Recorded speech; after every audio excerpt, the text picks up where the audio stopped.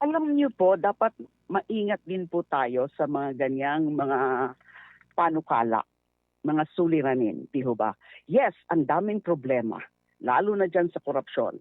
Lahat tayo galit, galit na galit tayo dyan sa mga massive corruption na yan. Ang tawag ko nga dyan, syndicated official corruption.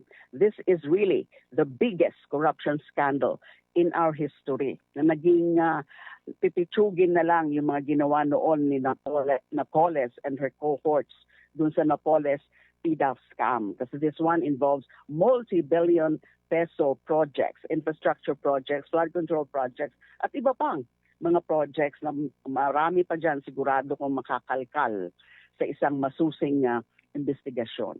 Pero wag naman po na at this point ay magpapanukala ng mga revolutionary government, destabilization, and then kahit yan yung resignation of the sitting president. Hindi ho ba naiisip? Anong resulta niyan? Kung ma-destabilize o kaya yung mga nag-ano dyan ng mga junta, revolutionary government, and then itong resignation, klaro naman na pag may resignation, pag mag-resign yung Pangulo, ay sino uupo? The constitutional successor is the Vice President. Acceptable ho ba yun? Alam nyo, miss, ang solusyon naman, ito, nandyan na yung proseso. Ano yung proseso? Iniimbestigahan na. Although we are pushing for a stronger independent commission, for a more transparent and more independent commission than the one now which is act functioning pero medyo kulang pa.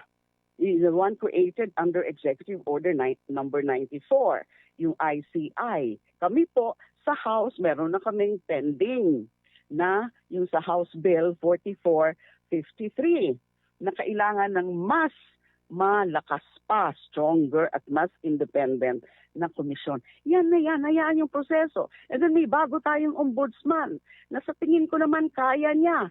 Kasi he has the political will, he has the courage, may tapang siya, he has the legal acumen and the skills and the experience to go after grafters.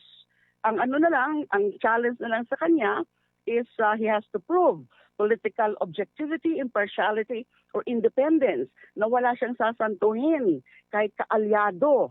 So, hayaan ang process na lehitimo, na constitutional, not extra-constitutional means.